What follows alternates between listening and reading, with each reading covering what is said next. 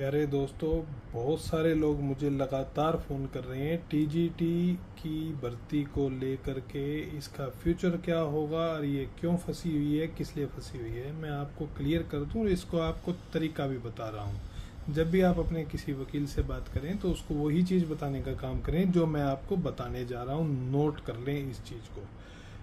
देखिए, टीजीटी की जो रिक्रूटमेंट है, इसको फंसाया सरकार ने। इसमें न किसी कैंडिडेट का कोई दोष है, न कोई दोष था। अब सबसे पहले जो है, टीजीटी के अंदर पिछले साल जुलाई के अंदर एक केस डला था, जयपाल शर्मा के नाम से था। अनुराग गोयल साहब उसमें एडवोकेट थे, जिसमें ये मांग की गई थी कि जिस प्रकार आप गवर्नमेंट स्कूल को एक्सपीरियंस के नंबर दे रहे हो, तो ऐसे ही गवर्नमेंट एडेड स्कूल्स को भी एक्सपीरियंस के नंबर देने का काम करें। उस मामले के अंदर हरियाणा के महाधिवक्ता ने कोर्ट में आके स्टेटमेंट दिया कि सर, हमारी कंसिडरेशन में है, government is actively considering the fact, और हमारे कंसिडरेशन में है कि ये नंबर दिए जा सकते हैं, नहीं दिए जा सकते हैं। हम इसके ऊपर फैसला लेने वाले हैं। जब तक ये फैसला नहीं लेते तब तक हम रिजल्ट डिक्लेयर नहीं करेंगे। ये स्टेटमेंट दे दिया।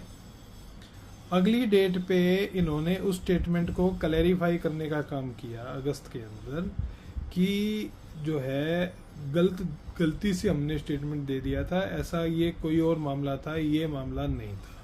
तो समझिए कि 1 महीने तक तो इन्होंने फंसा दिया, क्योंकि आपको पता है मई जून में स्क्रूटनी हो गई थी, तो जुलाई में रिजल्ट निकाल सकते थे यदि ये स्टेटमेंट ना देते।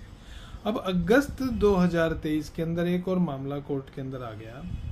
मामला था जिसको तुम कैंडिडेट्स को नोट करना है, CWP है 17751/2023, नीलम कौशिक बनाम स्टेट ऑफ हरियाणा।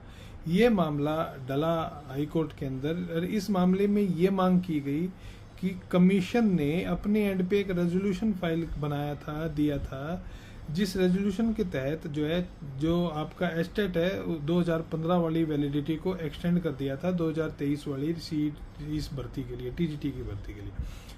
कैंडिडेट ने इसको ये कह करके चैलेंज किया कि कमीशन के पास में ये अधिकार नहीं था। ये अधिकार यदि था तो सरकार के पास था, कमीशन के पास कोई अधिकार नहीं था इस प्रकार का।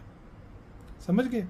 अब होता क्या है कि उस मामले के अंदर जो है सुनवाई होती है। आप सुनवाई की डेट नोट करें, जिस ऑर्डर को आपको क्लैरिफाई कराना है। 21/9/2023 को एक ऑर्डर जारी होता है कोर्ट के द्वारा। उसमें सरकार के द्वारा कोर्ट में ये स्टेटमेंट दी जाती है कि अभी तक जो है स्क्रूटनी ऑफ डॉक्यूमेंट्स के बाद में रिजल्ट फाइनलाइज नहीं हुआ है, तो इसलिए हम रिजल्ट नहीं डिक्लेयर करेंगे अगली तारीख तक। समझे?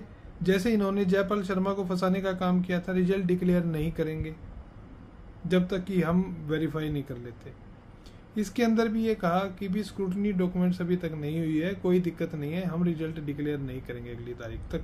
ये स्टेटमेंट देके कमीशन ने इसको खत्म कर दिया, सरकारी वकील ने।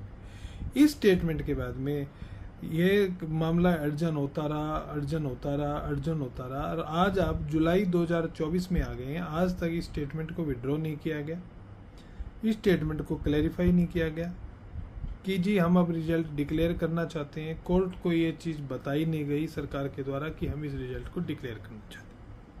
अब समस्या है कैंडिडेट क्या करें। पहली पॉसिबिलिटी तो ये है कि इस ऑर्डर के अंदर आप मॉडिफिकेशन एंड क्लैरिफिकेशन की एक एप्लीकेशन लगाएं। सेक्शन 151 CPC के अंदर आप कोर्ट से ये मांग करें कि आप इस कोर्ट के ऑर्डर को ही क्लैरिफाई करने का काम करें कि क्या कोर्ट ने अपने एंड पे स्टे दिया है या कमीशन अपने एंड पे ये स्टे मान करके बैठा है। क्योंकि स्टेटमेंट का जो को पढ़ें तो स्टेटमेंट में कहीं से भी ऐसा दिखता नहीं है कि स्टे है, लेकिन कमीशन के द्वारा ये प्रचारित किया जा रहा है कि स्टे है। तो इसलिए ये ऑर्डर जो है अपने आप में एक कंफ्यूजिंग ऑर्डर है, जिसको कोर्ट क्लैरिफाई बड़े आराम से कर सकती है। एक एप्लीकेशन लगानी है। अब कमीशन अपने एंड पे लगाएगा कि नहीं, क्योंकि कमीशन ने तो इस चीज़ को टीजीटी की भर्ती को शुरुआत से उलझाने का काम किया, सुलझाने का काम किया ही नहीं। एप्लीकेशन लगाएं कैंडिडेट्स। आप इस मामले में इम्प्लीडमेंट की एप्लीकेशन लगाएं, ऑर्डर 1 रूल 10 की।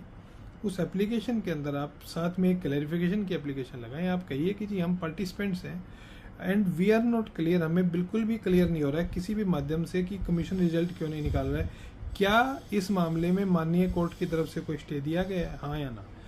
यदि कोर्ट कहती है कि हाँ हमने अपने आप को स्टे दिया है तो स्टे वेकेशन की आप एप्लीकेशन लगाएं, वरना इसके अंदर कोई स्टे है नहीं। कमीशन अपने एंड पे ही ये मान करके और बोल करके बैठा हुआ है कि जी हम रिजल्ट डिक्लेयर नहीं करेंगे।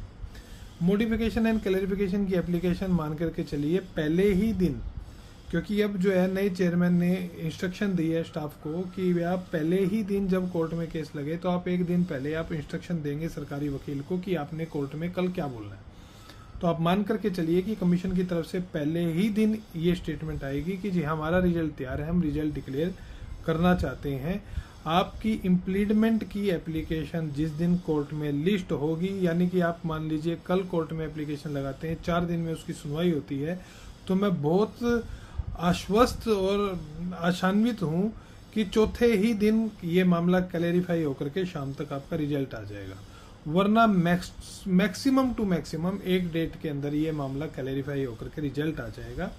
चिंता मत करिए, हिम्मत रखिए, प्रोटेस्ट करने की जरूरत नहीं है। कोर्ट में आइए, एप्लीकेशन लगाइए, जाए अपने वकील, अपने मर्जी से किसी को भी आप एडवोकेट करिए, किसी भी वकील साहब को, समझदार वकील को कोर्ट में खड़ा करें, इस मामले को क्लैरिफाई करा लें, आपका रिजल्ट आ जाएगा। ये मैं आपको आश्वस्त करता हूँ, कतई चिंता करने की जरूरत नहीं है।